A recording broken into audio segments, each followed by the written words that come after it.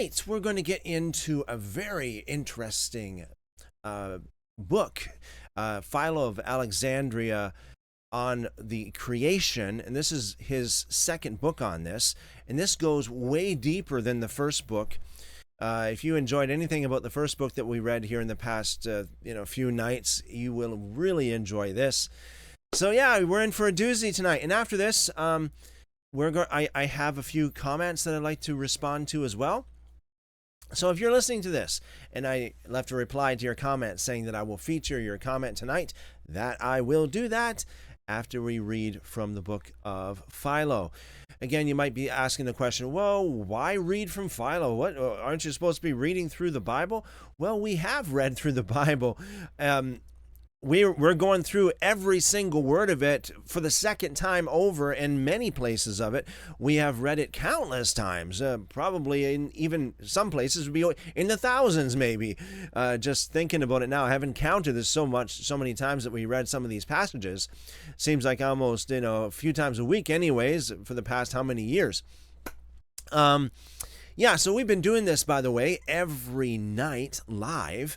I don't know of any other live stream that does this kind of thing. I think, as far as we know, we're the only ones that really do this kind of thing, reading from the scriptures word for word, getting into the deep meanings of it, comparing the manuscripts, looking into the historical context of it, the cultural context of it, digging in, looking at other pieces of evidence such as Philo. And this is what we're doing here tonight. Why read Philo? Well, he was a first century Jew who lived in Alexandria, Egypt, at the same point in time, basically, that Jesus lived. Okay, so he lived, he wasn't right there in the Holy Land per se, but he was quite close by, all things considered, and he was a Jew in the first century. So we can learn a lot from Philo, namely the history, what he believed, what was the going, interpretations of the scriptures back in those days. The Bible doesn't really tell us all these details. We can get some things from it, but it doesn't give us all these details. Well, how was creation viewed back in those days? There's a million different ways of interpreting it, but how was Genesis, the first 4 chapters, how was it read? How was it understood? How was it interpreted?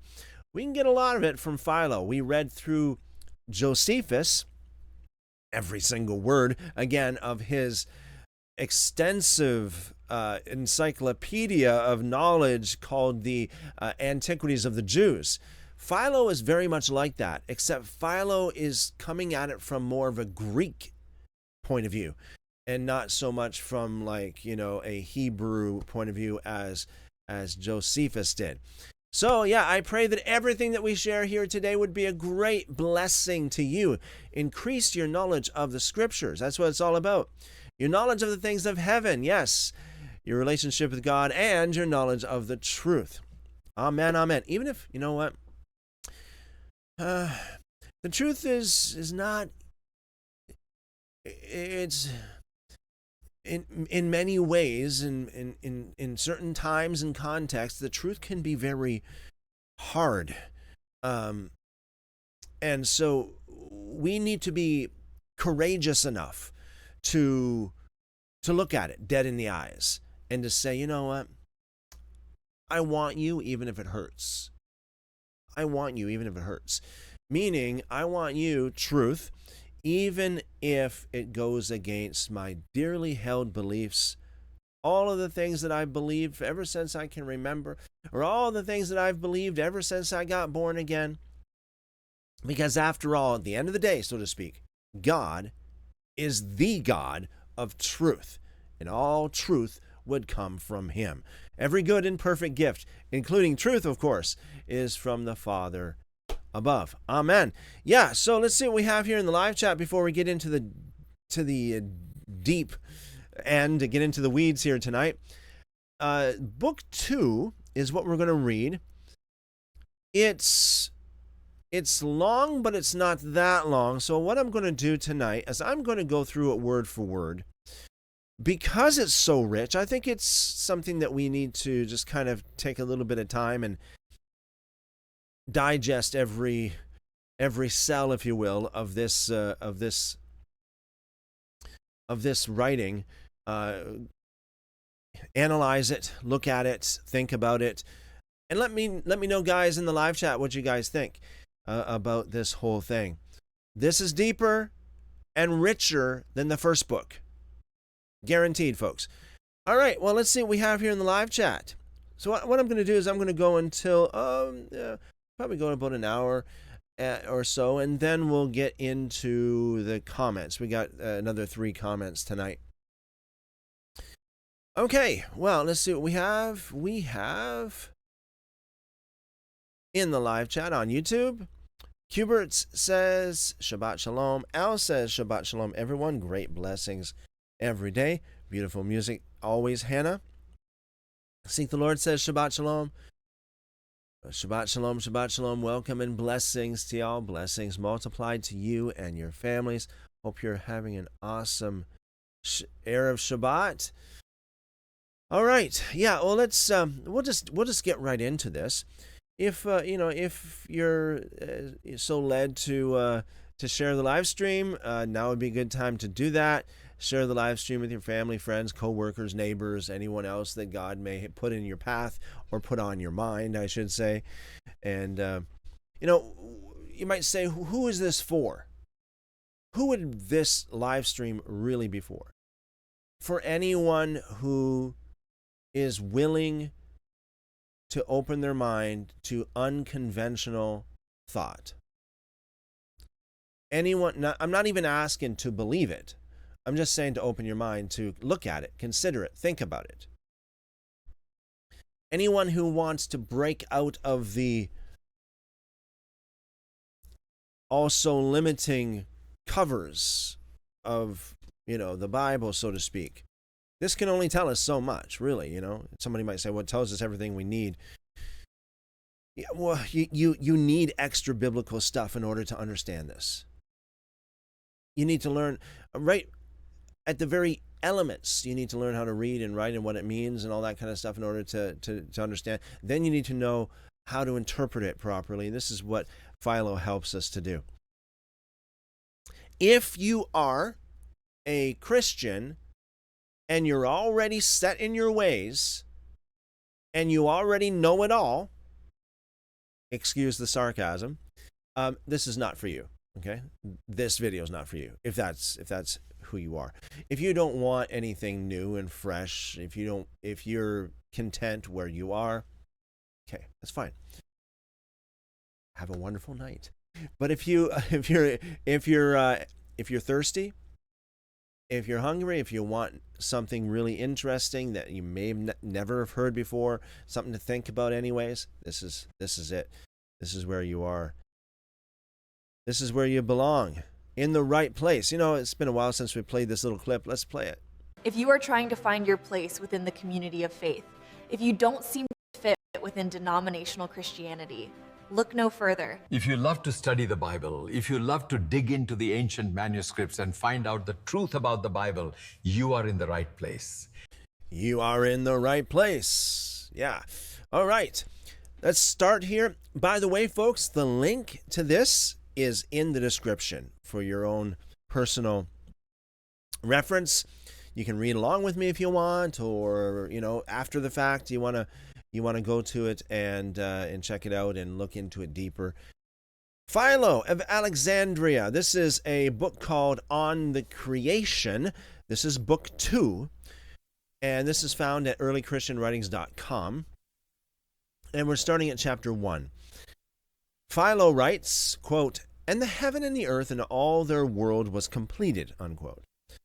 Having previously related the creation of the mind and of sense, Moses now proceeds to describe the perfection which was brought about by them both. And he says that neither the indivisible mind nor the particular sensations received perfection, but only ideas. Wait a second. Only idea. So What do you guys think in the live chat? Does this sound like Josephus, or excuse me, not Josephus, Philo is saying that really that whole creation story thing is more on, it's more of a metaphorical, allegorical, figurative thing, like only ideas that was actually perfected, as opposed to the, the real world, so to speak. Only ideas. One the idea of the mind and the other of sensation. And speaking symbolically, he calls the mind heaven. The mind heaven. Talk about getting into definitions here. We speak about this quite a bit in Genesis chapter 1, verse 5. God said that he called the light day. In the Hebrew, the or day. In the or yom, literally in the Hebrew. So a day is not any period of time per se, but it's rather quote unquote light. And you can take that any which way you want to, really. Philo says he calls the mind heaven. So the heaven, according to this, in the creation story, is the mind, since the natures which can only be comprehended by the intellect are in heaven. Okay, so only by the intellect, only comprehended by the intellect. The previous book, book 1, a lot of this, what was it, 40 times I think it was, wasn't it, folks? Like 40 times it talks about the intellect, the intellect, the intellect. I love it. Philo and Maimonides and all these ancient writers, they put a lot of emphasis on things like intellect, science, evidence. Not so much like today with a lot of Christians. It's like, oh, don't go by science anymore. Don't go by anything. Just here's the doctrine. Here's the statement of faith. Here's the truth. Believe it. If you don't believe it, you're condemned. I don't think God is like that. I think that God is a God of evidence, as he gave people evidence all the way through the scriptures. Only comprehended by the intellect are in heaven, and sensation he calls earth. Oh, okay, so heaven and earth, the mind, logic, and feelings. See where Philo's going with this? The heaven and the earth. The heaven representing the mind, logic, just like 4 Maccabees talks about how rational thinking rules the passions, like heaven rules the earth. You see, this is so rich, folks. This is really rich. The sensation he calls earth because it is sensation which has obtained a corporeal and somewhat earthly constitution. Okay, yeah, so we got the heaven, which is more of the mind, and the earth, which is more of the sensation, the earthly, sensual feelings, all that kind of stuff. The flesh, as Paul would put it. The ornaments of the mind are all the incorporeal things, which are perceptible only by the intellect. Only by the intellect. This kind of flies in the face of what a lot of Christians use, like in Proverbs, where it says, "Trust in the Lord with all your heart and lean not into your own understanding." But it's the way they interpret it, I think, is the wrong way. I think they interpret that the wrong way, but that flies in the face of that interpretation, because we have the ornaments of the mind are all the incorporeal things which are perceptible only by the intellect. So Philo puts up the intellect as basically up to the heaven. So the intellect is over the flesh, like the heaven is over the earth. He goes on to say, those of sensation are the corporeal things, and everything in short which is perceptible by the external senses. Chapter 2.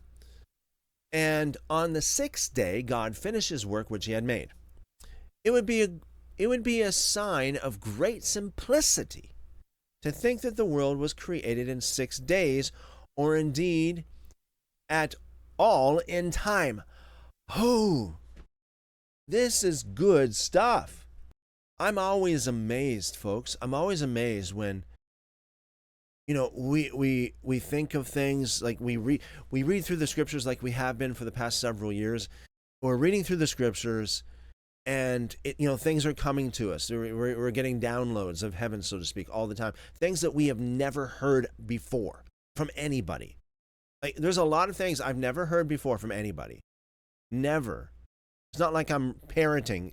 It's not like I'm repeating somebody else without actually thinking about it, like a lot of people do. But it's like this is what we have already found out. So Philo says pretty much like what Maimonides says. Like, Maimonides puts it a little bit more brutal, if you will. Like, didn't he call it foolish, or like these kind of words that he used, saying that it's foolish if you take it all literally.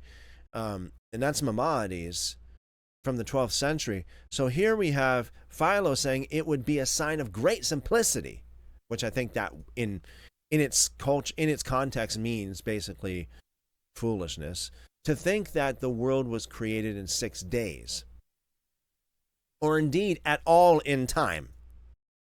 That's it. It's not 6 chronological sequential days as we know of, like 24 hours, or there's many different ways of interpreting it. Some people say, well, it's 12-hour days and 12-hour nights, or whatever the case is. Even 6,000 years, because somebody might say, well, a day is 1,000 years. No. It's not like one after another after, because then again, how could plants exist without sunlight for 1,000 years or more? So yeah, this is awesome. I love it. Philo goes on to say, because all time is only the space of days and nights, and these things, the motion of the sun as he passes over the earth and under the earth, does necessarily make. But the sun is a portion of heaven, so that one must confess that time is a thing posterior to the world. Therefore, it would be correctly said that the world was not created in time. Love it. I love this. The world was not created in time, but that time had its existence in consequence of the world. Love it. Well, the world was not created in time, but time was created along with the world, or even time. Okay, the world was not created in time, but time was created in the world. That kind of thing. Philo says, for it is the motion of the heaven that has displayed the nature of time. So I think what he's talking about, and he's speaking from the frame of reference of an earthly man who doesn't really know a whole lot of the cosmology and how that works, So yeah, from his frame of reference, it appears like the sun comes up and goes down and around and all that kind of thing. But so he's saying that the sun and the quote-unquote heavenly bodies, if you will, these things are the time. These things actually measure time. He goes on to say, when therefore Moses says God completed his works on the 6th day, we must understand that he is speaking not of a number of days. Oh, I wish everyone knew this. I wish everyone saw it and knew it. If you're new here and you've never been with us, or if you've never seen the replays of some of the live streams that we did detailing every single word of Genesis chapter 1, please go and look it up. Go to the YouTube channel if you're not there already, and go and look it up, because we do go through every single word and we talk about it one step at a time, and we demonstrate how this is a thing that's not a sequence of time. It's like a pie. It's all 6 or 7 pieces of the pie. The pie is all made together. And the thing is, us being human, in time, we have to eat one slice at a time. So it's not that it's all created one after another, but rather it's all created at the same time. But we just have to digest it one at a time. Philo goes on to say, we must understand that he is speaking not of a number of days, but that he takes 6 as a perfect number, since it is the first number which is equal in its parts in half, and the third in 6 parts, and since it is produced by the multiplication of 2 unequal factors, 2 and 3, and the numbers 2 and 3 exceed the incorporeality which exists in the unit, because the number 2 is an image of matter being divided into 2 parts and dissected like matter. And the number 3 is an image of a solid body, because a solid can be divided according to a threefold division, but not what it is also akin to the motions of organic animals. For an organic body is naturally capable of motion in 6 directions: forward, backward, upwards, downwards, right, and left. And all events he desires to show that the races of mortal and also of the immortal beings exist according to their inappropriate numbers, measuring mortal beings, as I have said, by the number 6, and the blessed and immortal beings by the number 7. First, therefore, having desisted from the creation of mortal creatures on the 7th day, he began the formation of other and more divine beings. So Philo goes into a lot of detail when it comes to numbers, especially in the last book we saw that. Chapter 3. For God never ceases from making something. Amen to that. I said this so often. This is a point that I make in argument, that these are not 6 days, like as if he finished day 1 and then he went to day 2, then he finished day 2, then he went. I know somebody argued with me saying, but it says there was evening and there was morning, the X number of days, whatever it is, the first day, second, third, fourth. Okay, yeah, so it says there's evening and morning, but that doesn't mean evening came first and then after that came morning, or vice versa. It's a statement of fact. Hey, there's the kingdom of darkness and the kingdom of light existing right now. There's evening here, there's morning there. These exist. And this particular slice of pie is the nth day. All right, so I love this. God never ceases from making something. Right, so his light, when he says, let there be light, that's the light of God. That's not the sun, in my estimation. That's not the sun, because it is the ore of God.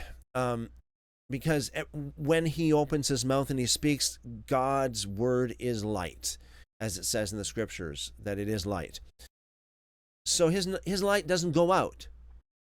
His light is eternal. It's powerful. It never goes out. It's still shining. And every day is still happening. The water cycle, the waters above to the waters beneath, the rain and it's the water cycle still going on. The trees are still being produced in the field. The herb is still sprouting up. God is still creating man in the womb. God is still creating man. He's still creating the animals, so to speak, as well. He's still creating. God never ceases from making something or other. But as it is the property of fire to burn and of snow to chill, so also is it the property of God to be creating. I love that. I think that the purpose of dividing the creation story into 7 is only, well, maybe I shouldn't say only, primarily to build a foundation for the Sabbath day. I think that's what it's for. I think it's more or less a Haggadah. It's a story, a parable that's not historically accurate in a literal sense, but it's told to portray a theology, not so much a history. It says, and much more so in proportion as he himself is to all other things than the author of their working. Therefore, the expression, quote, he caused to rest, unquote, is very appropriately employed here. Not he rested. I never saw that before. Is that what?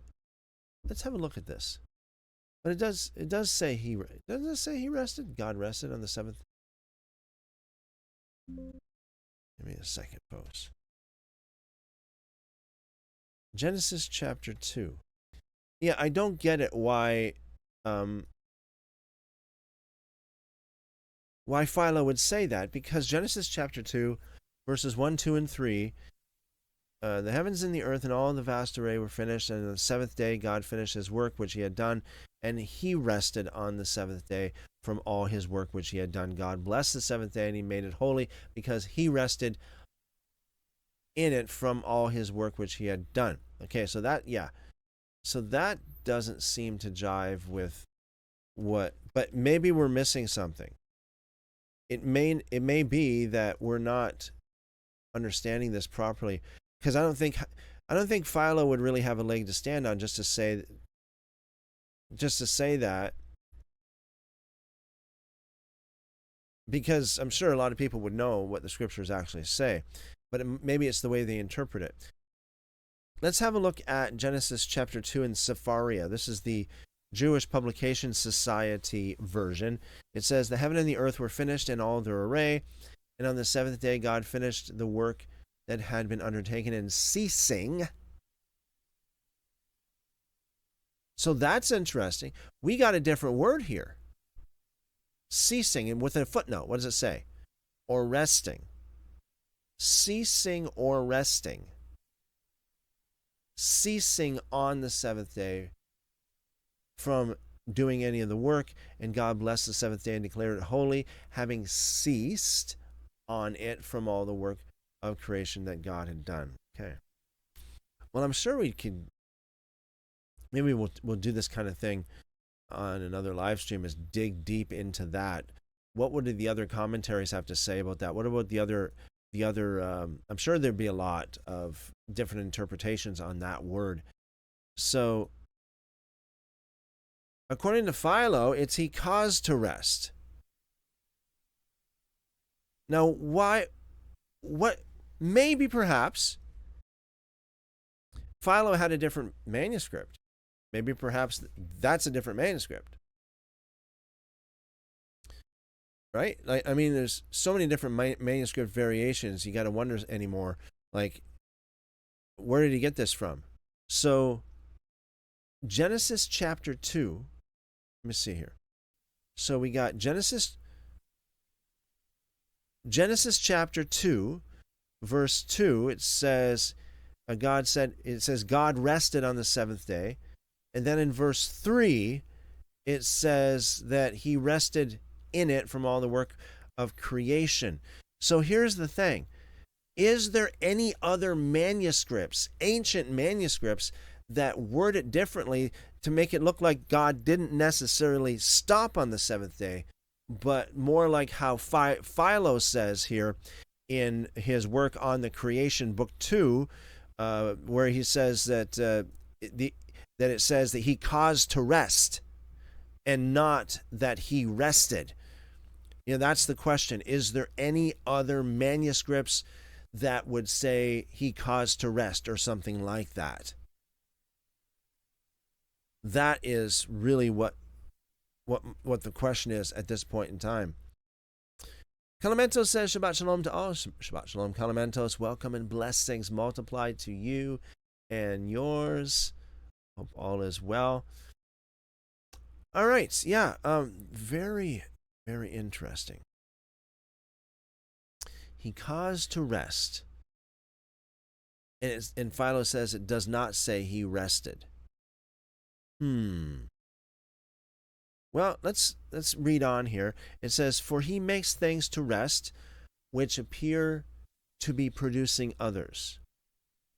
For he makes things to rest which appear to be producing others, but which is in reality do not affect anything, but he himself never ceases from creating. Well, you know what? Like my point. I never thought of this until just now, folks. I never thought of this. I think that's true. I don't think God ever stops creating.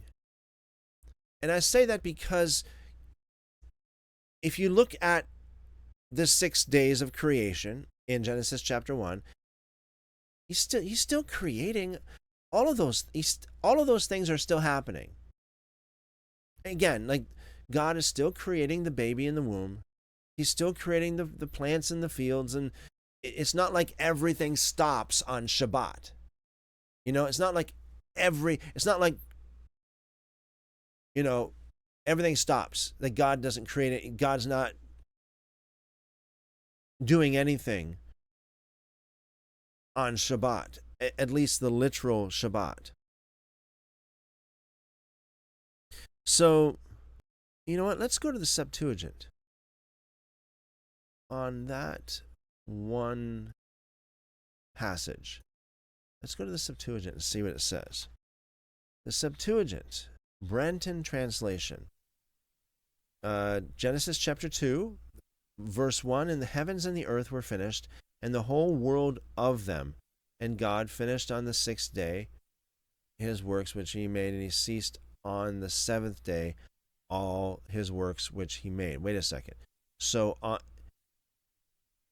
in the Masoretic Hebrew, it says on the 7th day he finished, and he rested on the 7th day. But in the more ancient Septuagint, it says that he finished on the 6th day. See, there are already manuscript variations here. And he ceased on the 7th day from all the works which he made. So this is really, really interesting. So as far as I can see, there are 0 recorded Hebrew variants, Hebrew that is, that would say that God caused or, he caused to rest, as opposed to he actually rested. But here in the Septuagint, the word here in the Septuagint is for rest, or I should say ceased in verse 2 and ceased in verse 3. This is a word in the Greek, kataposin. In the English, you would spell it Ketepausen.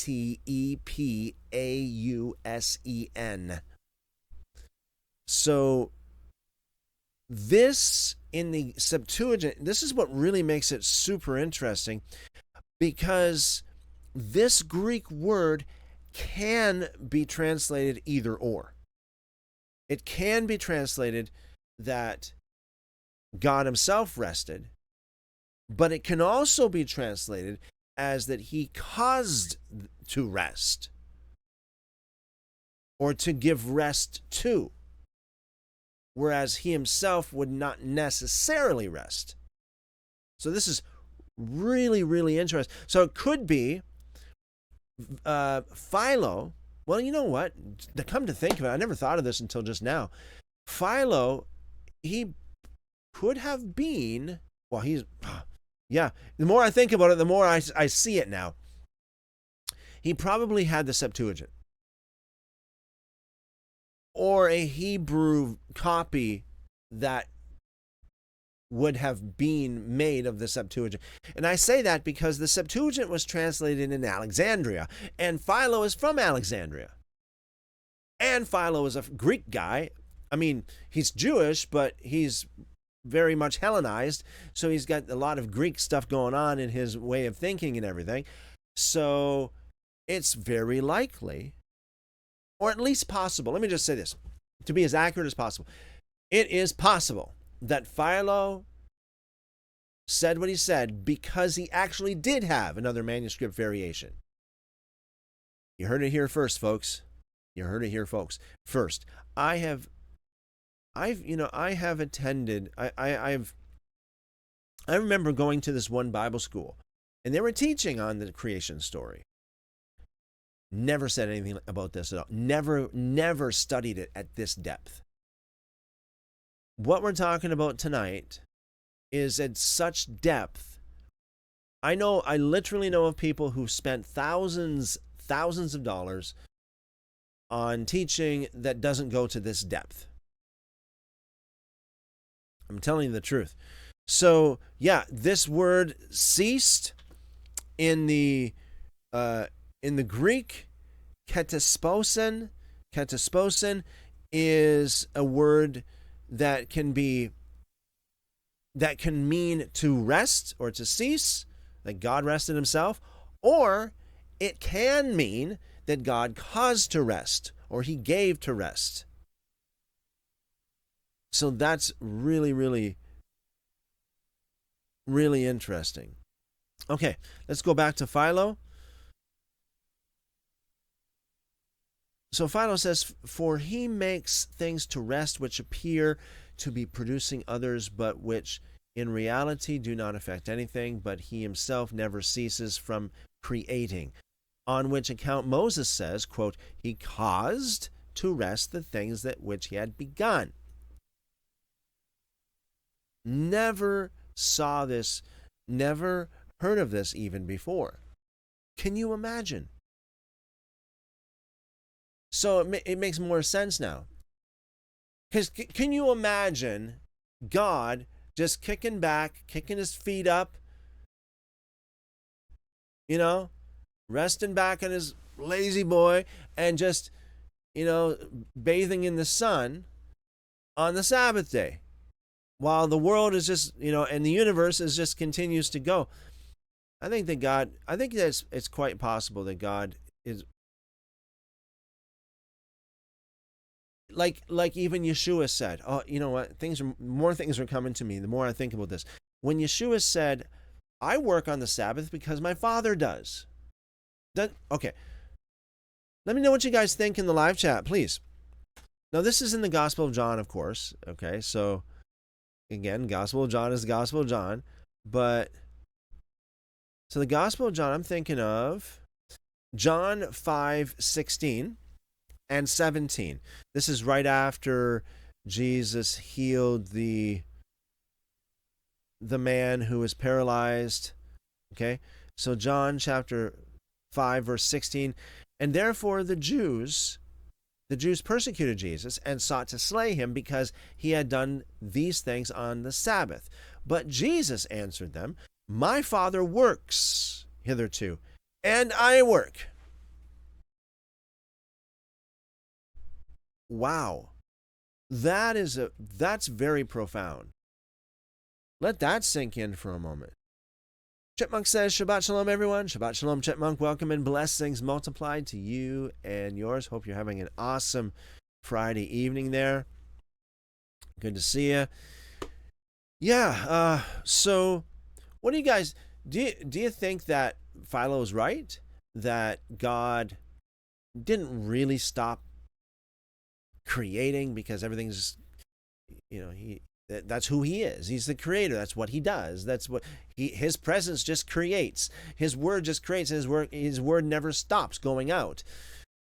Do you think that he actually did stop, or do you think that it's more like this the Septuagint / Philo interpretation, where he really didn't stop, but he caused others to stop, especially his people, right? Especially people, his chosen ones, if you will, teaching them to rest on the Sabbath day. So that's how he would cause others. That's how he would cause other people to stop working on the Sabbath. But John chapter 5 seems to say that God is still working on the Sabbath, and therefore Jesus does too. Wow. That is amazing. So could it be that Genesis chapter 1 and chapter 2 is really another big Haggadah, another big elaborate parable, exposition of a theological story for the purpose of establishing that God created everything and that he blessed his people with rest? On which account, says Philo, Moses says he caused to rest the things which he had begun.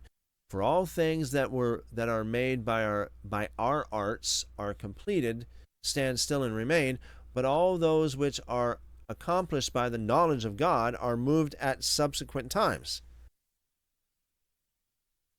For their ends are the beginnings of other things, as for instance the day is the beginning of the night. And in the same way we must look upon months and years when they come to an end as the beginning of those which are just about to follow them. And so the generation of other things which are destroyed and the generation and the destruction, of others which are generated is completed, so that is true which is said that and not that is created wholly dies. But one thing parted and combined with others produces a fresh form. That is it, really. Yeah. So it's like setting it in motion. What do you call it? Momentum. And yeah. So it's like the setting things in motion, and things cause other things to be created, so to speak. Chapter 4. But nature delights in the number 7, for there are 7 planets going in continual opposition to the daily course of the heaven, which always proceeds in the same direction. Of course, Philo didn't have as much knowledge of the cosmos as we do today, so. And Philo says, and likewise the constellation of the Bear is made up of 7 stars, which constellation is the cause of communication and unity among men, and not merely of traffic. Again, the periodical changes of the moon, that take place according to the number 7, that star having the greatest sympathy with the things on earth, and the changes which the moon works in the air is perfected chiefly in accordance with its own configurations on each 7th day. At all events, all mortals, as I have said before, drawing their more divine nature from the heaven, are moved in a manner which tends to their preservation in accordance with this number 7. For who is there who does not know that those infants who are born at the end of the 7th month are likely to live? But those who have taken a longer time, so as to have abided 8 months in the womb, are for the most part abortive births. And they say that man is a reasoning being in his first 7 years, by which time he is a competent interpreter of ordinary nouns and verbs, making himself master of the faculty of speaking, and in his second period of 7 years he arrives at the perfection of his nature, And this perfection is the power of generating a being like himself. For at about the age of 14, we are able to beget a creature resembling ourselves. Chip off the old block. Again, the third period of 7 years is the termination of his growth. For up to the age of 1 and 20 years, and 21 years, to the age of 21 years, a man keeps increasing in size, and this time is called by many maturity. Again, the irrational portion of the soul is divisible into 7 portions: the 5 senses, the organ of speech, and the power of generation. Again, the motions of the body are 7, the 6 organic motions, and the rotatory motion. Also, the entrails are 7: the stomach, the heart, the spleen, the liver, the lungs, and the 2 kidneys. So, Philo likes to go into all these numbers, right? And he likes to draw, what would you call it? Drawing lines, so to speak, between these different numbers and in the way that he perceives and understands these things. Right. In like manner, it says, the limbs of the body amount to an equal number: the head, the neck, the chest, the 2 hands, the belly, the 2 feet. Also, the most important part of the animal, the face, is divisible according to a 7-fold division: the 2 eyes and the 2 ears, and as many nostrils. In the 7th place, the mouth. Again, the secretions are 7: tears, mucus from the nose, saliva, and generative fluid, and 2 excremental discharges, and the sweat that proceeds from every part of the body.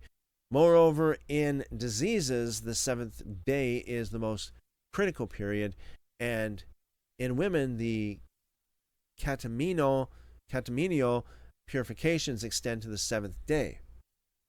All right. Chapter 5. What are your guys' thoughts there in the live chat? Chapter 5. What an interesting way of... So the heaven means the intellect. The earth means the sensual part of man, or quote-unquote the flesh, as Paul would put it.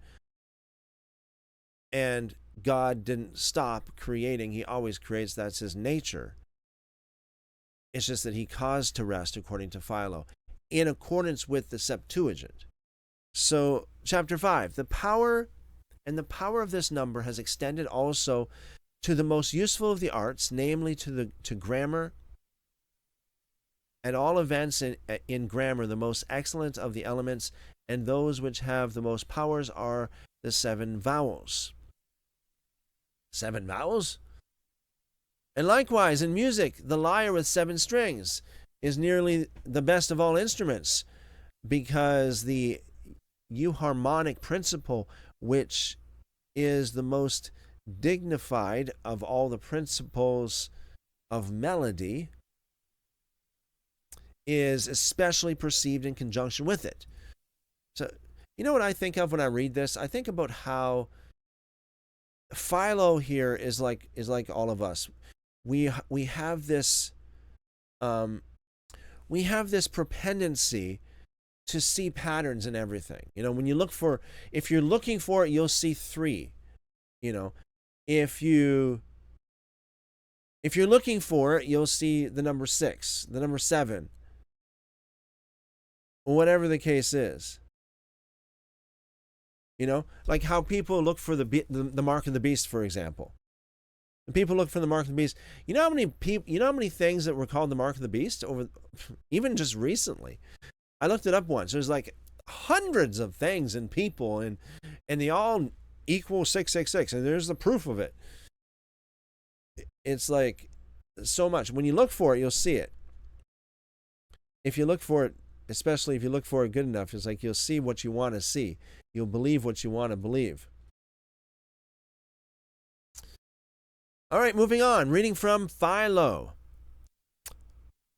So he says, because the euharmonic principle, which is the most dignified of all the principles of melody, is especially perceived in connection with it. Again, it happens that the tones of the voice are 7, the acute, the grave, the contracted, and the aspirate, the lean, the long, and the short sound. The number of 7 is also the first number which is compounded of the perfect number, that is to say 6, and of the unit. And in some sense, the numbers which are below 10 are either generated by or do themselves generate those numbers which are below 10 and the number 10 itself. But the number 7 neither generates any of the numbers below 10, nor is it generated by any of them, on which account the Pythagoreans compare this number to the goddess, always a virgin, who was born without a mother, because it is not generated by any other and will not generate any other. Chapter 6. Accordingly, on the 7th day, God caused to rest from all his works which he had made. Now, the meaning of this sentence is something of this kind. God ceases from forming the races of mortal creatures when he begins to create the divine races, which are akin to the nature of the number 7. And the reference which is here contained to their moral character is of the following nature. When that reason, which is wholly in accordance with the number 7, has entered into the soul the number 6, then the number 6 is then arrested in all the mortal things which this number appears to make. Chapter 7, we're reading from Philo.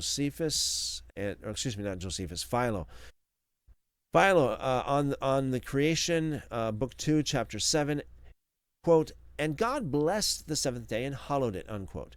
God blesses the manners which are formed in accordance with the 7th and divine light as being truly light, and immediately declares them holy. For that which is blessed and that which is holy are closely connected with one another. On this account, he says concerning him who has vowed a great vow that, quote, "If a sudden change comes over him and pollutes his mind, he shall no longer be holy." Numbers chapter 6, verse 9. If a sudden change. But where's this? Let's have a look here. Numbers chapter 6. I don't remember reading that kind of thing either.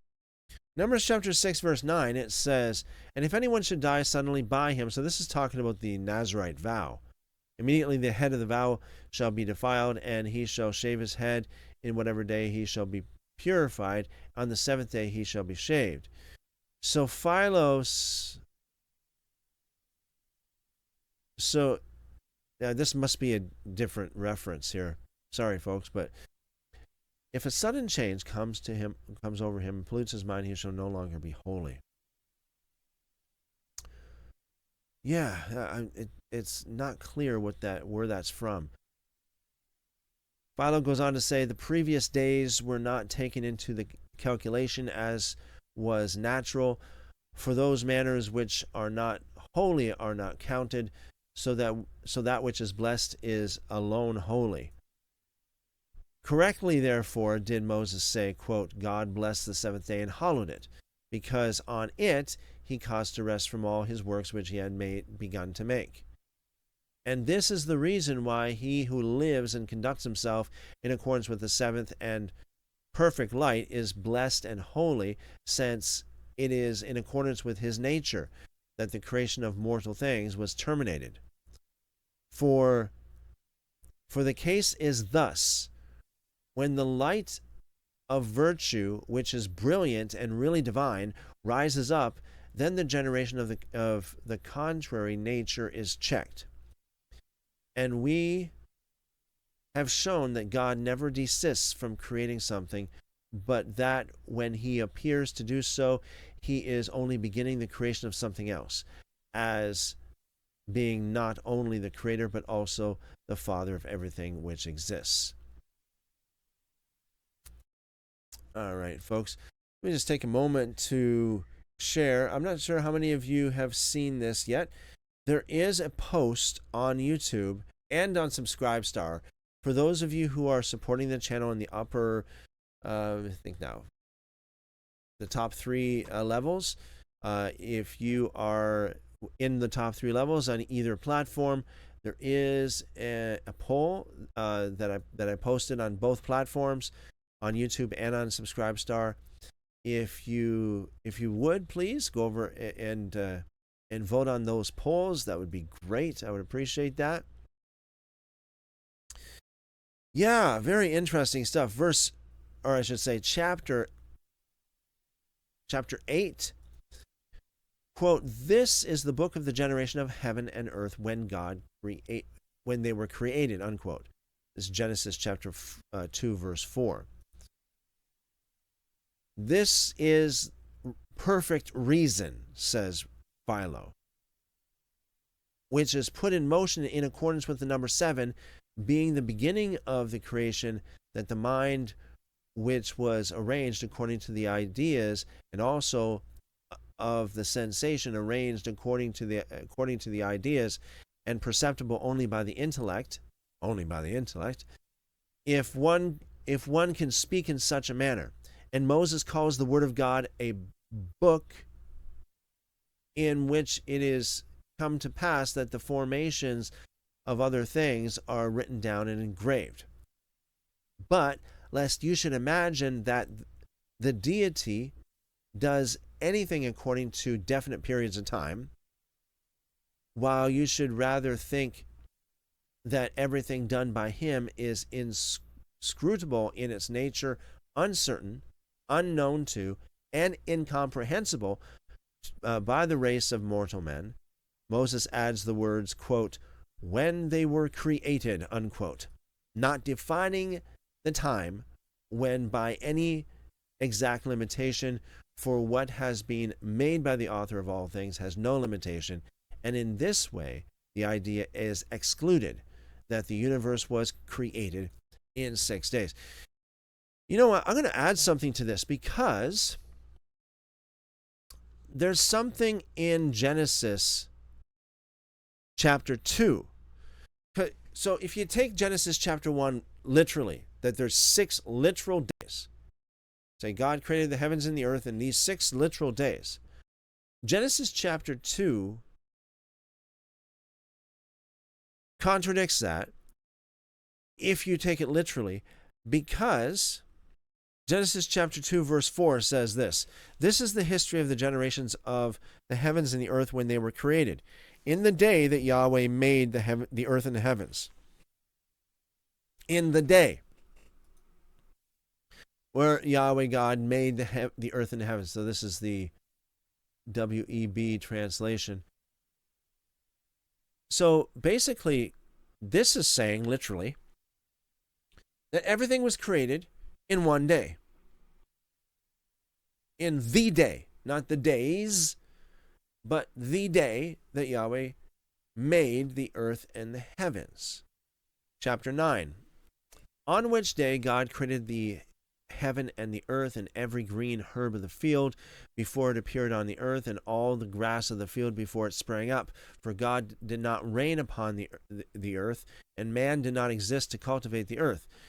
This day Moses has previously called a book, since at least he describes the generation of both heaven and earth in each place. For by his most conspicuous and brilliant word, by one command, God makes both things, the idea of mind, which, speaking symbolically, he calls heaven, and the idea of sensation, which by a sign he named earth." Again, so he's reiterating this. There's redundancy going on here, that heaven in Genesis means the mind, and earth in Genesis doesn't mean earth like how we think it to mean. It means carnal, sensual nature, the earthly nature, if you will.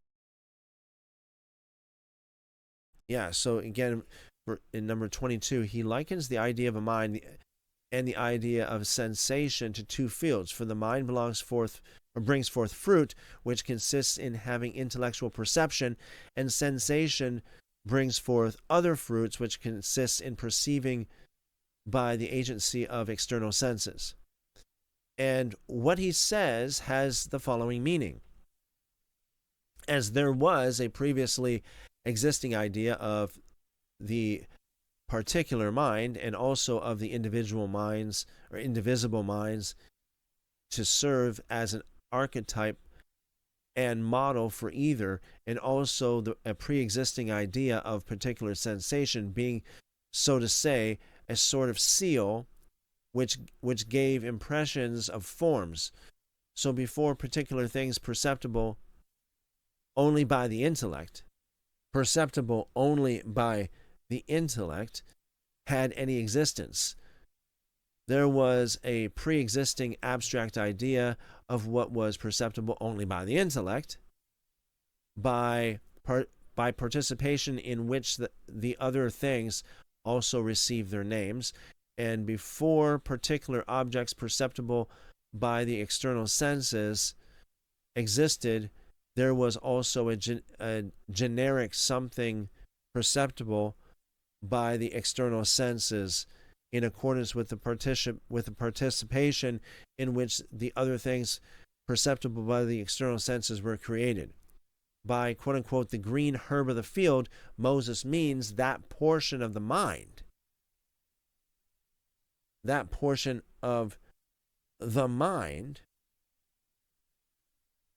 which is perceptible only by the intellect. So we have the green herb of the field, according to Philo, also means this. It says, for as in the field green things spring up and flourish, so also that which is perceptible only by the intellect is the fruit of the mind.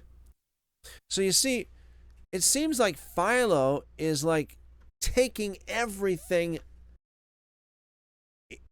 as figures. It's like, to him, it's almost like nothing is literal in the first few chapters of Genesis. Heaven means the intellect. The earth means the fleshly nature, or the flesh, if you will.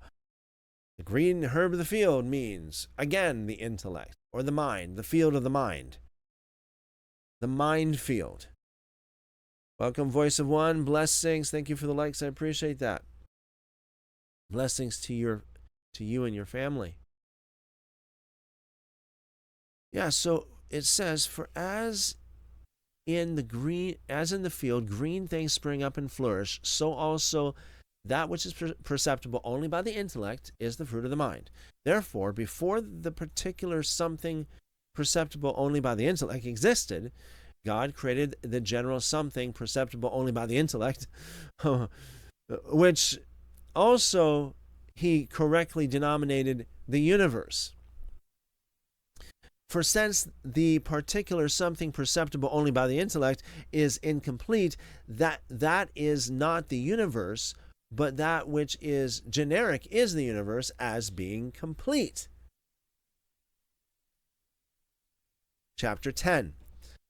Quote, in all the grass of the field, he proceeds, quote, before it sprang up, unquote, that is to say, before the particular things perceptible by the external senses sprang up. So wait a second. So the herb of the field is the intellect, but the grass of the field, according to Philo, is the sensual nature. So he says, that is to say, before the particular things perceptible by the external senses sprang up, there existed the generic something perceptible by the external senses through the foreknowledge of the Creator, which he again called, quote unquote, the universe. And very naturally, he likened the things perceptible by the external senses to grass. For as grass is the food of irrational animals, so also that which is perceptible by the external senses is assigned to the irrational portion of the soul. For why, when he has perceived or previously mentioned the green herb of the field, does he also add in all the grass, as if grass were not green at all? But the truth is that by the green herb of the field, he means that which is perceptible only by the intellect only, the budding forth of the mind.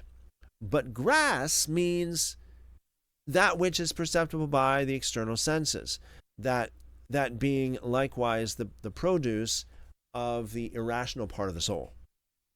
Never thought about that before. You guys, grass is symbolic of the irrational animal-like nature of man. Quote, "For God did not reign upon the earth, and man did not exist to cultivate the earth," unquote. Speaking in the strictest accordance with natural philosophy, for if God did not shed the perceptions of things subject to them, like rain upon the senses, in that case the mind too would not labor nor employ itself about sensation. Hubert says, why is that? Now, if I understand the context properly, sorry, Huberts, but I think you're talking about the grass. So there's the herb of the field and the grass. It seems to me that Philo is saying the herb of the field, it springs up.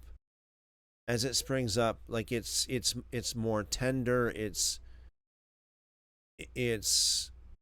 more fresh, if you will. Hubert says, yes, thank you for confirming. I appreciate that. Whereas the grass is apparently like it's more of a, it's already there, and it's more materialized, if you will. That's how I see it. That's how I understand Philo to take it. And not only that, but because, as he put it, the irrational animals eat grass, and not so much the herb. So the herb would be for man to eat, and grass would be for the animals to eat. So the herb representing the higher form of intellect, man, if you will, and the grass representing the lower form, animal, if you will. That's what I get from this. If there's anybody else here, yeah, Hubert says that makes sense. Thank you, Hubert. If there's any other thoughts on this, feel free to let me know, y'all. Let me know what you think. Philo says, for he himself would be unable to effect anything by himself unless he were to put forth, like rain or dew, colors upon the sight, and sound upon the hearing, and flavor on the taste, and all the other senses, the things proper to produce the requisite effects. But when God begins to rain sensation on the things perceptible by the external senses, then also the mind is perceived to act like a cultivator of fertile soil. Let me read that again.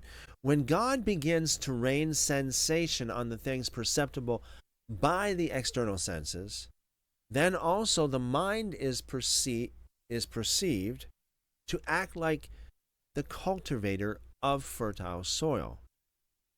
But the idea of sensation, which he, speaking figuratively, has called the earth, is in no need of nourishment. But the nourishment of the senses are the particular objects perceptible by the external senses, and these objects are bodies. I'm just thinking here as I read. Paul talks a little bit like this, because he talks about the spirit and the flesh, right? Like the intellect and the external senses, if you will. So Paul lived around the same time as Philo. They were contemporaries.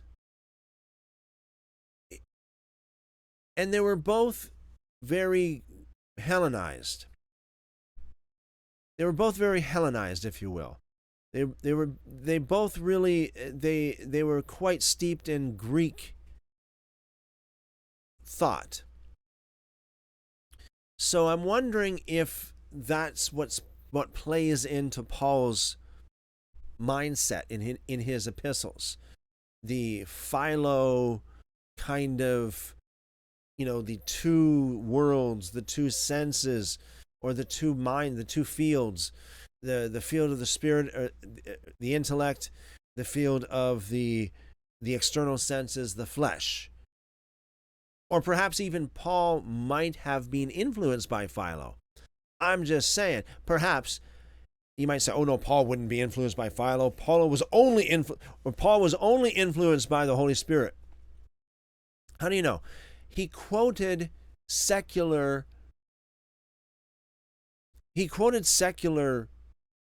philosophers. Paul did. He even quoted Menander, which was not very close to holiness. Okay, Menander is known to be quite filthy, actually. So Paul quoted from Menander in one instance. So why wouldn't he know about Philo? Maybe he did. There's a possibility. I don't know. Maybe that they have a common source of this way of thinking. Philo goes on to say, "But an idea is a thing of different from bodies. Before, therefore, there existed any individual compound substances, God did not reign upon that idea of sensation to which he gave the name of the earth." And that means that he did not finish it. He did not finish it with any nourishment. For indeed, it had altogether no need of any object perceptible by the external senses. But when Moses says, quote, "And man did not exist to cultivate the earth," unquote, that means that the idea of intellect did not labor upon the idea of the sensations. Wow, this is deep. Wow, this is deep. Y'all, you probably never heard of this kind of stuff before. This is why I've said, so I haven't got into Philo very deep, but I was aware that Philo was very, very figurative. Like everything to him means something else. Sometimes it seems like he thinks that it's literal and figurative at the same time. Somebody asked me talk about the comment section. Somebody asked me a question. How can you have something literal and figurative at the same time? Excuse me. I answered by saying, I used to be a banker, but I lost interest. So, in that way, you could say that, you can use puns that mean both things at the same time. It is possible to be literal and figurative at the same time. So it is possible, but not, of course, not all the time. Okay, let's move on here. So we got, when Moses said man did not exist to cultivate the earth, that means that the idea of intellect did not labor upon the idea of sensations. For my intellect and yours work up the sensations by means of things perceptible by the external senses. But the idea of mind, as must be the case while there is no individual body connected with it, does not work upon the idea of sensation. For if it did so work, it would of course work by means of objects perceptible by the external senses. But there is no such object in ideas. We see this all the time, right? Where we have Philo talking about, it's like there's two worlds to Philo. There's the only by the intellect world, and then there's the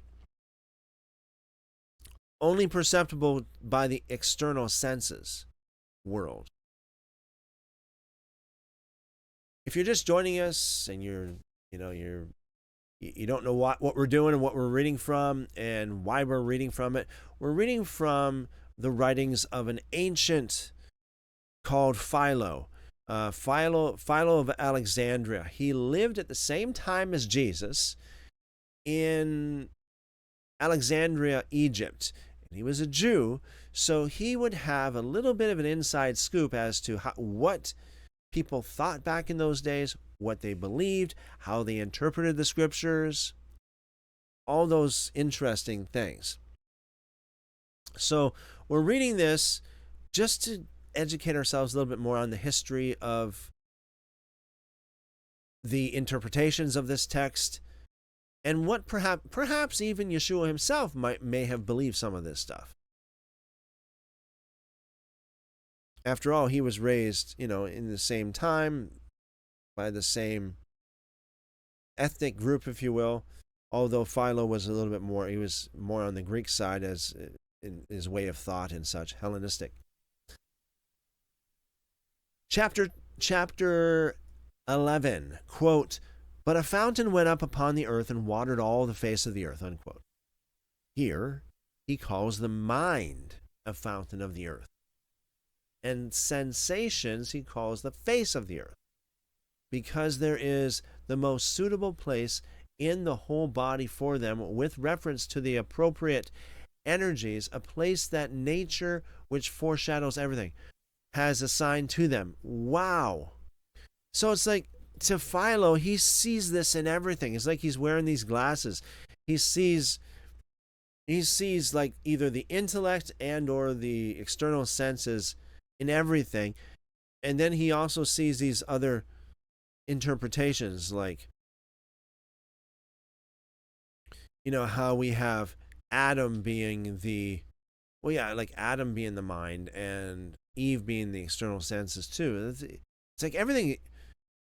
It seems like Philo just divides everything into one of these two categories. Oh, right, yeah. So reading it one more time. "But a fountain went up upon the earth and watered all the face of the earth." He here calls the mind the fountain of the earth, and the sensations he calls the face of the earth, because there is the most suitable place in the whole body for them with reference to their appropriate energies, a place that nature, which foreknows everything, has assigned to them. And the mind waters the sensations like a fountain, sending appropriate streams over each. See now how all the powers of a living animal depend upon one another like a chain. For as the mind and sensations and the object perceptible by the external sense are three different things, the middle term is sensation and the mind, and the object perceptible by the external sense are the two extremes. But the mind is unable to work, that is to say, to energize according to the sensation, unless God reigns upon and irrigates the object perceptible by the external senses, nor is there any advantage from the object perceptible to the external sense when watered, unless the mind, like a fountain, extending itself as far as the sensation, puts it in motion when it is quiet, and leads it on to a comprehension of the subject, so that the mind and the object perceptible by the external senses are always endeavoring to reciprocate with one another, the one being subject to the sensations as a kind of material would be, and the mind stirring up the sensations toward the external object as a workman would do in order to create an appetite. For a living animal is superior to that which is not a living animal in 2 points: imagination and appetite. Accordingly, imagination consists in the approach of the external object striking the mind by means of the sensations. And appetite is the brother of imagination, according to the intensive power of the mind, which the mind keeps on the stretch by means of the sensation, and so touches the subject matter and comes over it, being eager to arrive at and comprehend it. Chapter 12, and God created man, taking a lump of clay from the earth and breathed into his face the breath of life, and man became a living soul. Wow, you got to wonder what Philo is going to say about this one. So he says the races of men are twofold. For one is the heavenly man, and the other is the earthly man. Now, the heavenly man, as being born in the image of God, has no participation in any corruptible or earth-like essence. But the earthly man is made of loose material, which he calls a lump of clay. On which account he says, not that the heavenly man was made, but that he was fashioned according to the image of God. But the earthly man he calls a thing made, and not begotten by the Maker. This is amazing. I love it. Because we were just talking about this last night, right? And we talk about this. We talk about this all the time. Everything that God creates is corruptible. What God doesn't create is incorruptible, which is part of himself. If you are born of God, first of all, born of God, you could say born again, born of God, meaning that you are a child of God. Not everyone is a child of God. Children of God are very few and far between. If you are born of God, then you are incorruptible in that sense. I'm not talking about your earthly shell, if you will, but I'm talking about your soul. If you are not born of God, you are created, and you are apt to sin and lots of corruption. Lots of corruption comes from the quote-unquote degenerate, if you will. Like it says in 1 John, we read this last night. If the seed of God is in you, you cannot sin. If you are born of God, you cannot sin, is what it says. That is what it says. I know everybody is going to be like, yeah, but. Okay, but that's what it says. And I think this is what Philo is getting at as well. If you are truly born of God, then you are a totally different nature than you are those who are more carnal or secular, if you will. In the live chat, Chipmunk says, I think I can relate to Philo in doing literal and metaphorical meanings. I say I'm a walking paradox. I can be upset and happy at the same time. I think it goes with trying to find deeper meanings. That's amazing. Chipmunk says, to what is in front of our eyes. One who seeks has to go deep.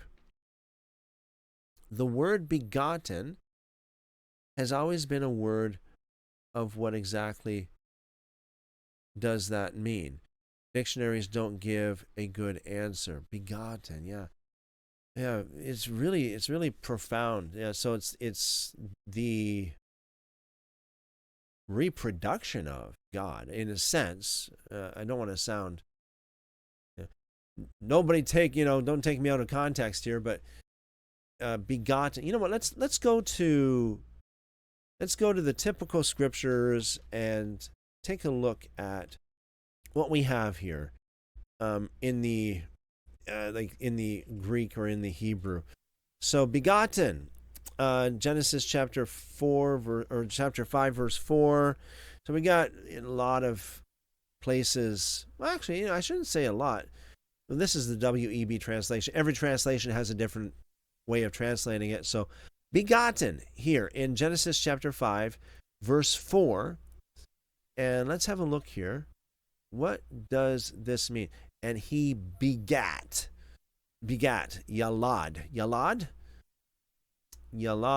Strong's, it says to bear young, causatively, to beget, medically, to act as a midwife, specifically to show lineage, bear, beget, birth, born, bring forth, bring up, calve, child, come, be delivered, time of delivery, gender, hatch, labor, midwife, declare pedigrees, that be the son of, woman in, woman that, travaileth, travailing woman.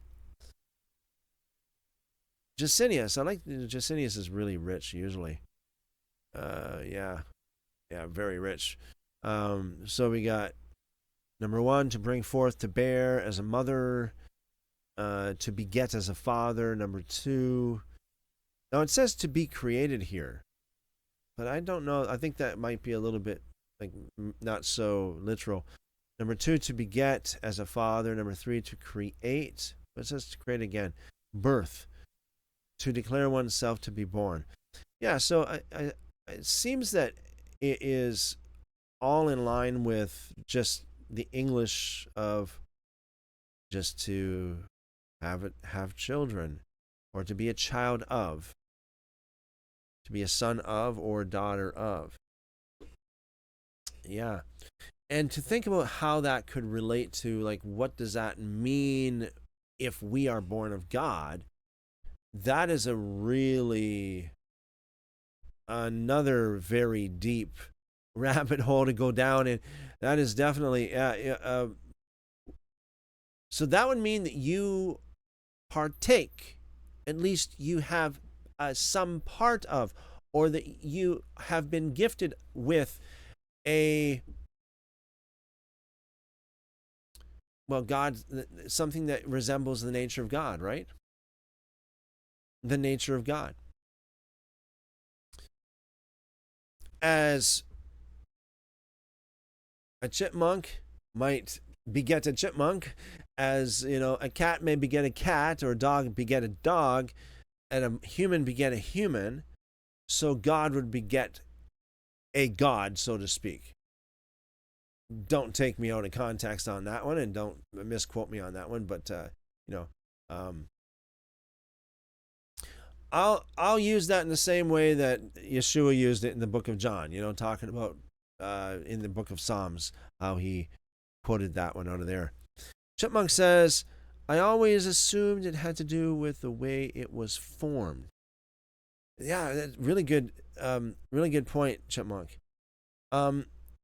Yeah. I would say it's like it's formed out of the same nature of that which begat it. Isn't that the way it is? Like, well, at least on earth, earthly things. But if you create something, it's a different nature, right? So you can create something that is, man. You can create anything it doesn't mean that it's human, but of course you beget. Human begets human, if you will. Yeah, very, very powerful. Thank you, Chipmunk. Created versus begotten. Yes, that's it. So that's like the sensual versus the heavenly. The earthly birth versus the heavenly birth. Okay, I am going to transition now into our comment section. We do have some comments here. If I left a reply to your comment saying that I will feature your comment, I will read it tonight. I'm going to read it in just a moment in no particular order. I do have 3 comments from 2 different people.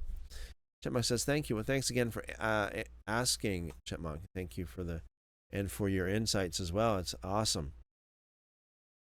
So not long ago, we read from the book of Jasher. Remember that? We're talking about how Satan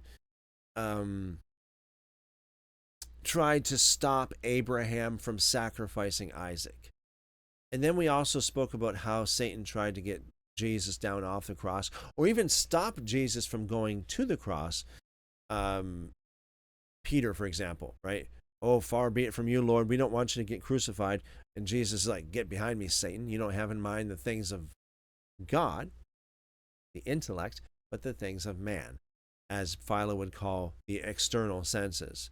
The external carnal feelings about it. Oh, Jesus, we wouldn't want you to, far be it from you we don't want you to go through all of that. And Jesus rebuked him. So this person on that video, Epo, said Satan didn't want the cross. ... Well did Satan told you that ... If you're listening to the podcast, I'm reading it exactly as it is written. Satan didn't want the cross ... Well did Satan told you that ... Well, not 100% sure what you mean by that ... But I think what you're trying to do is you're trying to challenge me, and you're thinking that Satan told me that Satan didn't want the cross. And I understand that there are some people who believe this. They believe that Satan crucified Jesus, basically. There used to be this play that was there used to be this play that was put on by this church that not too far from where I live, and I'm not going to mention because I'm not here to diss anybody's work. It was an amazing play, okay, in all all due respect to the people who put on this play and wrote it and all that kind of stuff. They portrayed that Satan was the one who crucified Jesus, or that Satan was the one who wanted Jesus dead, and then it was God that raised Jesus from the dead, and therefore broke all the power. Like, oh, Satan, look at Satan! You thought you killed Jesus there by crucifying him? No, Jesus is risen from the dead. So your plans are all thwarted. The best that you gave Jesus has been destroyed. The best was not enough. You still lost, basically. That's how the play portrayed it. I do not believe that is accurate, because we have a number of scriptures and really an overarching idea, including what we read here tonight. Philo is talking about the heavenly versus the earthly. Paul talks about the spiritual versus the fleshly. Pretty much everywhere through the scriptures talk about this kind of stuff. The whole law of God, the Torah, is against the flesh. So you have to walk in the Spirit in order to fulfill it. Some of the commandments, thou shalt not do this, thou shalt not do that. That's commandments against what the flesh could tempt you to do. So the cross was basically the death of the flesh. It was the death of the flesh. I am crucified with Christ. Down Bad Production says, thou shalt not party. Well, I party all the time. It depends on how you party. That's the thing. You can destroy yourself, or you can have a really good time and be very productive on that. So the cross was a place where you can identify with, I am crucified with Christ. Nevertheless, I live, yet not I, but Christ lives in me. In the life I now live in the flesh, I live by the faith of the Son of God who loved me and gave himself for me. So what does that mean? That means dead men don't sin. Romans chapter 6, verse 2. Colossians chapter 2. Dead men don't sin. How do you break free from sin? The cross. So, that said, it seems like the cross is against Satan per se, and not that Satan, like that the cross was an instrument of Satan. In Isaiah chapter 53, if you understand that to be talking about the Messiah, it says it pleased the Lord to bruise him. It was the pleasure of God to put him through the passion and the crucifixion. Paul said, for the joy set before him, he endured the cross. Jesus rebuked the one who tried to stop him from going to the cross. Jesus was hanging on the cross, and quote unquote the devil, if you will, or Satan, tried to get him down. If you're the Son of God, come off the cross. So Satan it seems like the forces of evil do not like the cross because they get defeated on the cross. I don't think it's for no reason that exorcists use the cross in many cases. Maybe not all of them do, but many of them do. It's a symbol of the death of sin and evil. Next comment, Ken. So this comment was left on a short video. Now, Ken, please, it seems to me like you watched this short video and it touched a nerve, and so you are responding to this. Excuse me. First of all, Ken, thank you for your comments. I appreciate that. Thank you for putting some thought behind this. This is awesome. We do have a number of different videos, entire live streams, hours and hours of study on this whole idea that Jesus possibly could have sinned. And I think it's more like very likely did in a certain way. You might say, oh no, he couldn't have sinned because that would mean that he would not be sinless, and he wouldn't be our substitute. Well, first of all, the substitutionary atonement doctrine is a doctrine that holds people in sin. Because it's like Jesus died for me, he paid the debt for me, so I don't have to pay it. It's not, see, the way that we should look at it is, I died with him. I am crucified with Christ, Galatians 2:20. I identify with him. Colossians chapter 2 talks all about this too. We died with him, we were buried with him, we were raised with him. Speaks about that. Resurrection with him, and we are seated with him in the heavenly realms in Ephesians as well. So it's all just identifying with him. So the doctrine of vicarious atonement or substitutionary atonement can be a vice and not a virtue. It can be something that holds you in slavery to sin instead of setting you free. I'm here to tell you the truth will set you free. In this short video, I challenged everyone to give me quote unquote Old Testament passages that says that the Messiah is sinless. Now, I'm not going to get into all the details tonight, but there's a lot of passages that tell us that the Messiah is not sinless.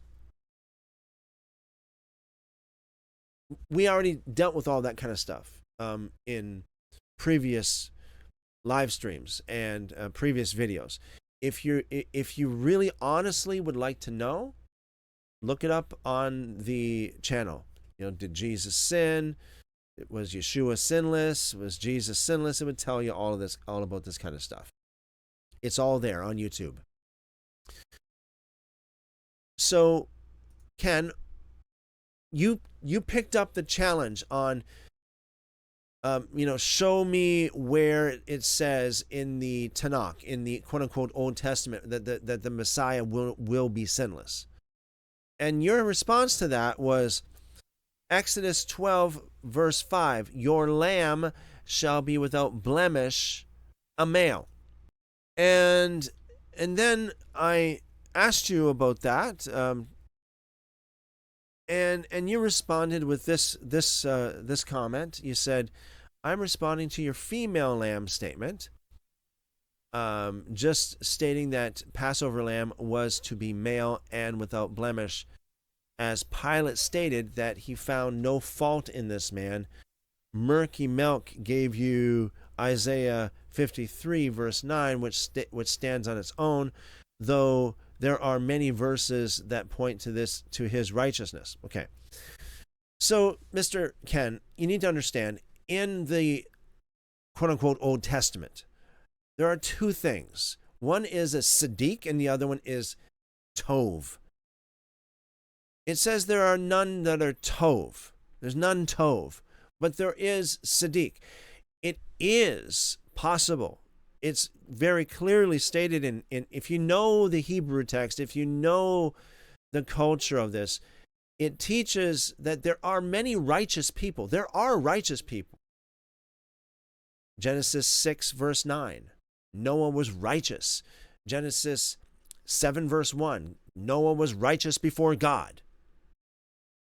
Do you think that that means he was absolutely perfect and sinless? I don't think so. He's just a man. But yet he was a tzaddik. He was righteous. There are literally hundreds of times throughout the scriptures talking about righteous people. Book of Psalms, Book of Proverbs talks a lot about righteous people. Hang out with the righteous. Make friends with the righteous. Be a righteous person. You think God's talking about invisible people that don't exist? You think he's just talking about a figment of his imagination? Is he seeing things? Luke chapter 1, verse 5 and 6 say that the parents of John the Baptist, Zechariah and Elizabeth, it says they were both righteous before God, walking in all of the commandments and ordinances of the Lord blamelessly. Luke chapter 2, the very next chapter, talks about Simeon being righteous. So you can be righteous. That doesn't mean that you are perfect in man's eyes. You can be perfect in God's eyes without being perfect in man's eyes. David knew this. That's why when God gave David a choice, it's either you're punished by man or you're punished by God. And David said, I choose God because God is easier on me than man is. Man is harder on me. God is much more merciful and understanding. So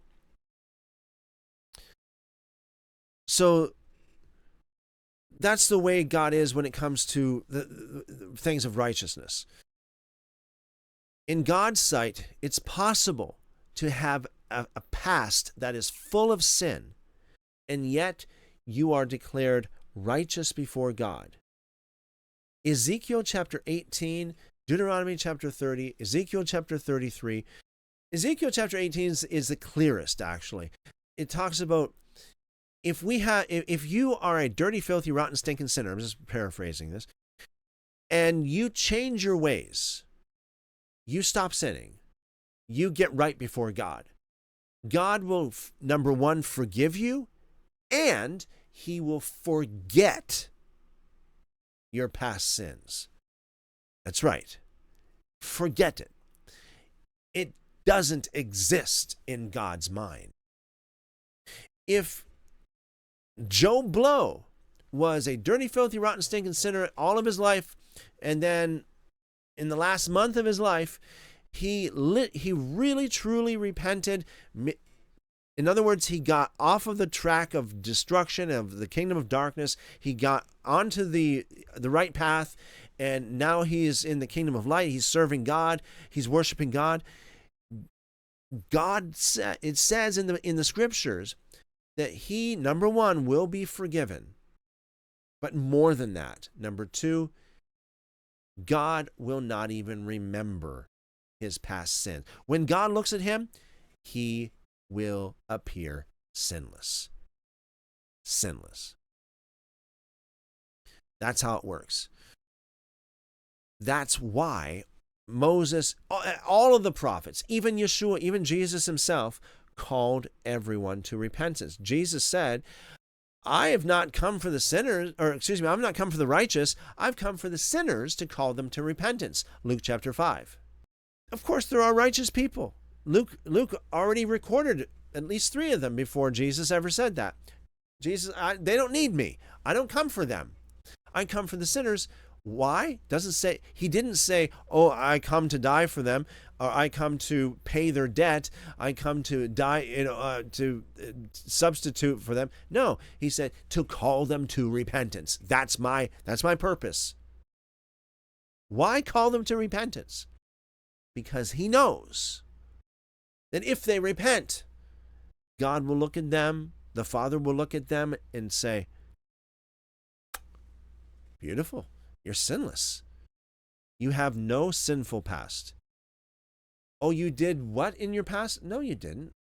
No. Not in my eyes did you ever do anything like that. So this is the thing that you need to understand, Ken. And there's a lot more when it comes to the Passover lamb, too. The Passover lamb doesn't fit the Christian narrative very well. The Passover lamb does not fit the Christian narrative very well. So the Passover lamb was not a sin sacrifice. The sin sacrifices are recorded in Leviticus chapter 5, chapter 4 and chapter 5. These are separate from the Passover lamb, okay? Passover lamb is one thing, but the sin sacrifices are another thing. The sin sacrifices, it demanded a female lamb. And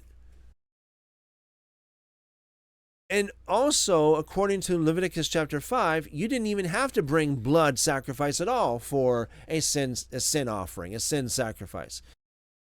First of all, it says if you can't afford a lamb, bring turtle doves. Why do you think Joseph and Mary, it says, they brought turtle doves? Maybe they were so poor they couldn't afford a lamb. But it says if you can't afford turtle doves, what do? What if you're really, really poor? What if you're like, you're like on the bottom of the barrel, so to speak? What if you're really, really poor? What does it say? What do you do to bring your sin sacrifice, your offering? It says just bring flour. Yeah, the same stuff you make bread with. Flour. That is your sin sacrifice, your sin offering. And it says that will atone for your soul. Okay? That's what it says. Leviticus chapter 5. How does that fit with the modern corrupt Christian narrative? Female lamb or bird or flour without blood. And I know somebody said, "Oh, but there was already blood on the altar when the guy brought flour. When he offered the flour, it actually mixed with the blood, and that's how he got saved." Nice try. So what? You get saved by the guy who comes before you? You get saved by his faith and not your faith? Is that how that works? How do you transfer that over into Christianity? How do you transfer that concept over into your allegorical view of how Jesus fulfilled that? Same with the Passover lamb. The Passover lamb, one lamb for an entire household. So does that mean that one person in your house can just believe in Jesus and everybody gets saved? It's not individual submission, it's not individual faith, but rather it's a family faith. Or even more than that, because back in those days, there'd be more than just family that stayed at a household. They'd have their servants too. So are you saying that that one guy has to believe and receive the Passover lamb, and everyone else gets saved in his entire company? Is that how it works? Because that's how the Passover lamb worked. And not only that, but it was to save the firstborn. It wasn't to save everyone from dying. It was to save the firstborn from dying. At least the original Passover, that's what it was for. So how does that fit in with your Christian allegories there, Ken? How is Jesus the Passover lamb? Jesus is one. So one guy in a household can believe for the entire household to be saved, and they will all be saved, not because of their belief, not because of what they believe, but because of Buddy over here. And Buddy believes for him. Not only that, but it only applies to the firstborn. Is that how it works? Is that how salvation works for your Passover lamb, Jesus? And all the subsequent Passover lambs were ritual meals. not atoning sin sacrifices. That's another point. It doesn't fit very well. The Passover lamb, the original Passover lamb, was for a protection, not for cleansing of someone's soul in that sense. Passover lamb was for physical deliverance. Excuse me. It was a physical thing. And it was only, it was only for, the original one was for the Passover of Egypt, when all the firstborn of Egypt died. Whereas we have Jesus' eternal salvation. Finally, another thing the Passover lamb does not really fit very well in is that in regard. So, I mean, you can pick and choose. You can say, okay, here's, 10 different things that it says about the Passover lamb. We'll just pick one and 6 off the list, and that's Jesus. So therefore, that means it's Jesus' Passover. I don't think so. I don't think so. Let's not be picking and choosing so much here. According to the story, according to actually what you just quoted there, Ken, in Exodus chapter 12, the blood was explicitly to be put on the doorposts and the lintel. The blood was not supposed to be put on the threshold. And the idea is because you were not supposed to walk on the blood. You're not supposed to step on the blood.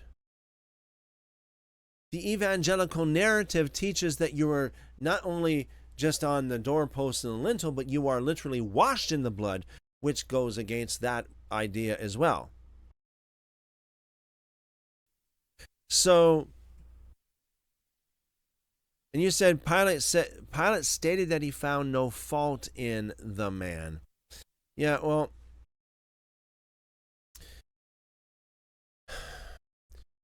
you got to ask yourself a question. First of all, is that historical? Second of all, what kind of fault was Pilate looking for? Was Pilate like God looking for sin? Of course he wouldn't be. He wouldn't be looking for sin. Well, let's see. What did you take the name of the Lord in vain, Jesus? Do you think he's doing that? Pilate. We're talking about Pilate here. We're not talking about the high priest or, God himself. He was brought up on certain charges. And it's based upon that context, he finds no fault. It's like, okay, you can say that O.J. Simpson was exonerated. You can say that Michael Jackson was exonerated at his trial. Does that mean he's sinless?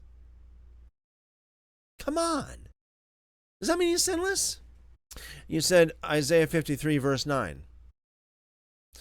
I really encourage you, Ken, to think a little bit more about these things instead of just parroting the narrative. I have done it myself. I've done it for a number of years. I understand. But I'm here to give you some nice little friendly prodding to say, Kenny, I think that it's time to reassess some of these echo chamber parroting doctrine points here. So Isaiah chapter 53, verse 9. They made his grave with the wicked. Now, first of all, you might say, what's this talking about? So Isaiah 53, depending on who you talk to, of course, Christians would say this is talking about Jesus. However, I think it is important to also recognize the fact that we have the people who brought this scripture to us, the Jewish people, tells us that this is talking about the people of Israel as a whole, not just Jesus himself, but the people of Israel as a whole, because of the way that it is worded up here. So he talks about his servant. He was rejected, the suffering servant. And it is explicitly named in context with the rest of Isaiah. The suffering servant was Jacob. So Isaiah chapter 53, let's just play the game and let's just say this is talking about Jesus. They made his grave with the wicked. Okay, so that seems to fit the narrative that we read in the Gospels. Okay, and with a rich man in his death. They made his grave with a rich man in his death. You could say it was Joseph of Arimathea, but did Jesus actually get buried with him? Where's the rich man that he got buried with? Which rich man was it? Can you let me know, Kenny? Also, it says, although he had done no violence, nor was there any deceit in his mouth. So, it is possible that you can have somebody who is not necessarily a liar, if you will, no deceit found in his mouth, and is not violent. That doesn't mean that all the other hundreds of things that he could have done, or thousands or millions of things, that he's perfect. It says he has done no violence. Now, somebody could argue that Jesus literally just before his trial or his arrest, he literally cleansed the temple, over flipping tables, money flying, whips a cracking. Does that fit Jesus? Does that fit the profile here? Done no violence. Do you think, Kenny? Nor was there any deceit found in his mouth. Okay, so we have no evidence that Jesus lied. I didn't say that he ever did. Okay, I didn't say that. And in verse 10, yet it pleased Yahweh to bruise him. We just spoke about that earlier. He has caused him to suffer. So this is God that was doing it. So when the people were crying, crucify, crucify him, if this is talking about Yeshua, the whole group of people crucifying was actually speaking the word of God. They were actually doing what God wanted them to do. It says here, when you make his soul an offering for sin, and by the way, there are other people in the Bible that was made offering for sin. For example, we have the indirect and the direct. We have the couple that was, I'm not going to get too graphic here, but they were doing something in the temple they shouldn't be doing, and Phinehas comes and thrusts his spear through both of them, and it stops the plague. They died, and the plague, the wrath of God was appeased, if you will. We have in Moed Katan 28a, the whole thing about how Miriam's death was juxtaposed to the red heifer, because her death, as the death of the righteous, was an atonement for the sins of the people. So that concept is there in other.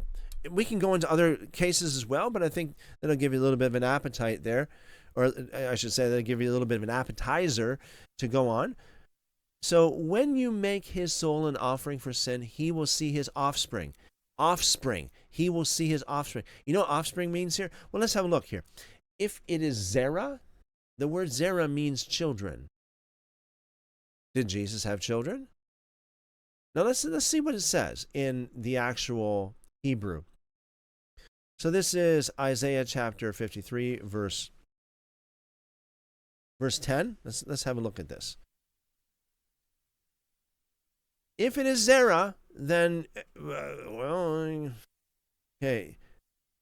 He shall see his Zerah. Zerah, right there. That's the same word that's used for children. Where's Jesus' children? Where's his children? I think we have a pattern here, Kenny, where you got, when you say as a matter of fact that Jesus is the Passover lamb, hey, I mean, you can, to your heart's delight, you can believe whatever you want to believe, but how far do you want to take this, and why do you draw the line at just a few points or 1 point instead of taking the whole package? Same thing with this, with the whole Isaiah 53 thing. He shall see his offspring. Where is his offspring? So, Kenny says there are so many verses that point to his righteousness. I'm not saying, okay, so again, you got to understand. I'm not saying that he wasn't righteous. It's possible to be righteous and still have sin in your past. A lot of people are righteous in the scriptures. I don't think that the scriptures is lying to you. A lot of people are righteous. A lot of people are tzaddikim, but they are. It's not that they are sinless per se, as you would interpret it, or as you would understand it, Ken. I agree. I think that the Messiah is a man of righteousness. Perfect is another question, because there are many passages as well, many verses that points to the Messiah's, well, let me just say, very humanity, iniquity, and doing wrong. It does talk about that as well. Kenny, please go to the one of the most recent videos that we did on this subject.